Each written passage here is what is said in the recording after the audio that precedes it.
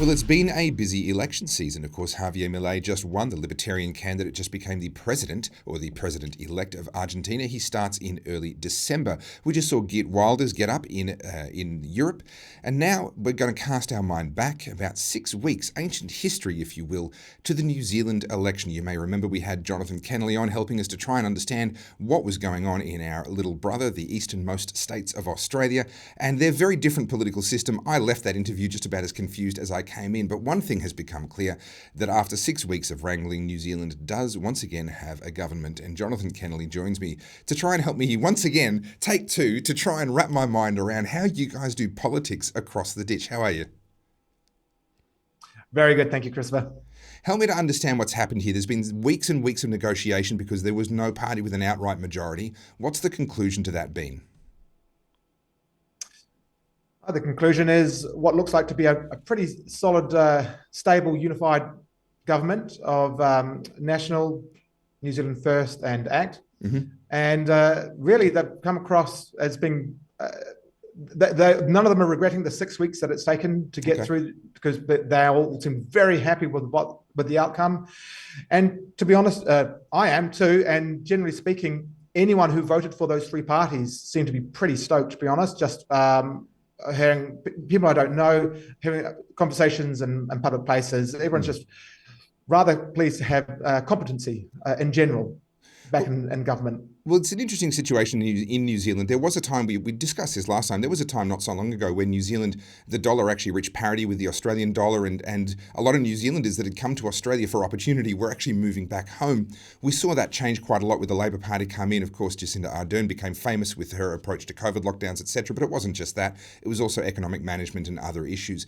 Your inflation is relatively high, and that's one of the things that is, I'm told, sort of drove the swing back towards the National Party. To what degree do you think economics and the economy kind of handed this win over?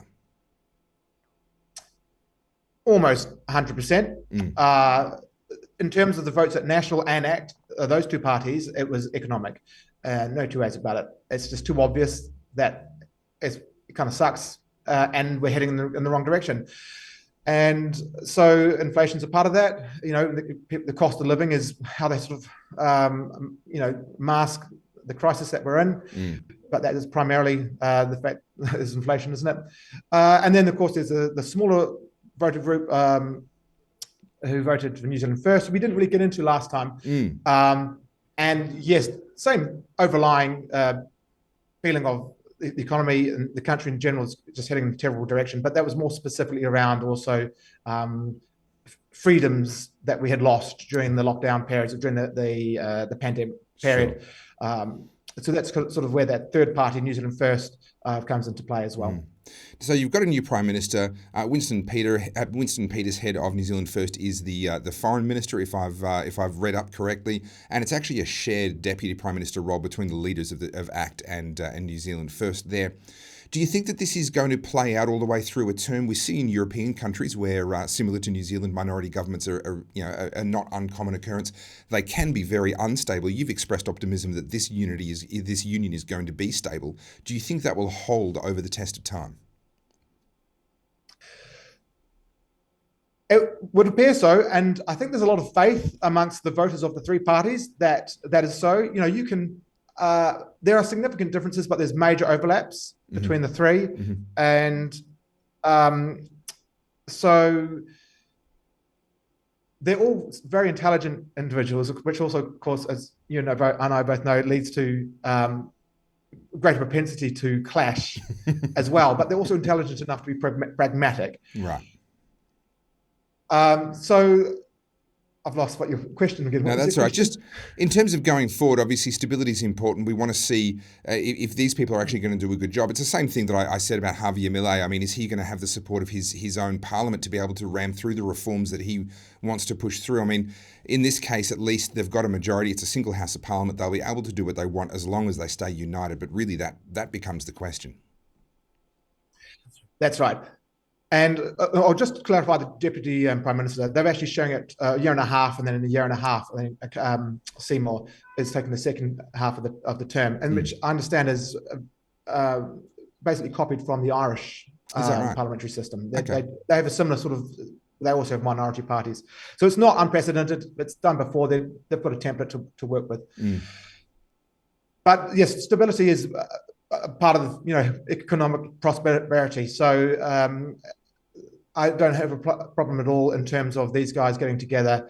They've all come out quite excited with what the wins that they've gotten.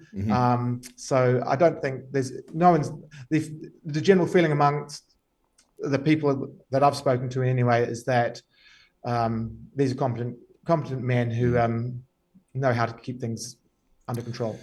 I was reading some reporting and trying to get my head around this new government and what the implications would be. Now, this is from Al Jazeera. It has to be taken with a grain of salt, of course, as all media does. But I did notice something that did strike a bit of a chord with me and cause a little bit of a cause for concern. Just going to read here. The Conservative National Party won over voters by promising relief for struggling middle-income New Zealanders. That usually means government spending, packages, those sorts of things. And to bring historically high inflation under control while reducing the country's debt. And I can't help but think that those are three, at least somewhat sort of exclusive objectives here. We're going to spend money on cost of living relief whilst bringing the debt under control. Well, spending drives inflation and spending drives the debt. What are we looking at here? Is this a misinterpretation of their policy platform, or are they really going to be trying to juggle all of those balls at once?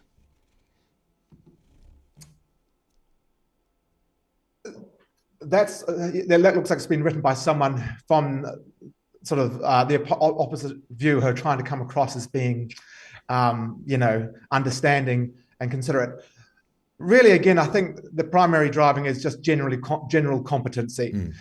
Definitely, they have, in terms of inflation, that has become the number one objective in terms of the reserve, the central bank sort of what the targets that they're looking at. So, and in fact, that's at the expense of employment. So if employment goes up, that's no longer to be considered as anywhere near as important as inflation. Yeah, right. So in terms of the middle class, that might actually end up being worse temporarily until the economy sort of catches up and supplies those jobs. I mean, I think that part of that was also that they got such massive cuts allocated towards government agencies.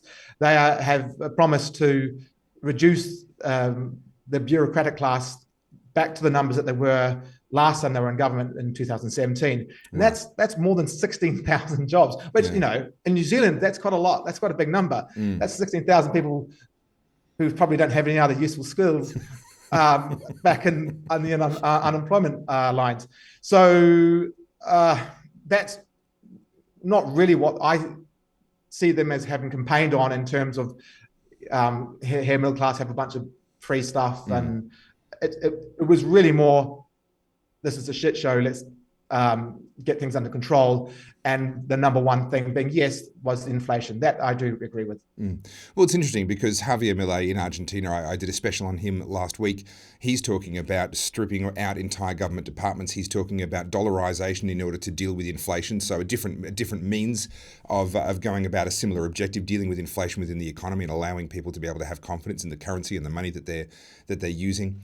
And we're seeing Geert Wilders, of course. Now there's a lot of immigration aspects to Geert's platform in addition, but nevertheless there are many of these sort of anti-red tape, anti-green tape, anti-inflation, let's let our farmers farm, let's let our manufacturers manufacture kind of a philosophy. Do you think we're seeing a more of a global shift as we've had it so good for so long that we've become more and more left-wing and more socialist, and now that maybe things are tightening up and maybe we're less confident in the future, is there a shift happening, do you think? Those policies are all very much reflected in this new government's agreements, and it's a mix of all those three different parties. It's quite remarkable, actually, if you see the agreements, the things that those three parties have all been campaigning for have managed to get into the agreement. Those items, let farmers farm, red tape, getting rid of those, reducing the size of the government and the bureaucracy. That is basically a good summary of what this new government is coming to planning to put through. So yes, very much so. I mean, and long may it last. The battles seem to are won, and then they need to be re-won, and so let's not get complacent. But certainly that seems to, it just becomes too obvious. Eventually, the lies and the nonsense of the opposite side, become too apparent because you have to live the consequences of them. And then so, yes, naturally we have to swing back again. And then no doubt people forget about actually, why everything's so rosy again, and they'll go trotting back up to their old policies again. But, for now, it's fantastic. And it does appear to be growingly universal in terms of this trend. Well, it's certainly very interesting coming from Australia, where we do have a deepening cost of living crisis. And as of right now, I would say that for the most part, Australians are learning the wrong lessons from it. It's going to be very interesting to watch what happens across the ditch, and then, of course, what happens across the South Pacific to see what happens in Argentina. Because if New Zealand and Argentina can begin to set a bit of an example, and maybe the Dutch along with that, then we might be able to start to turn the argument here in Australia. So go well. We're all barracking for you over here. And we'll touch base with you again in a couple of months' time and see if the country's still there and whether everything's imploded. Thank you so much for coming on the Aussie Wire. Thank you. Thanks so much.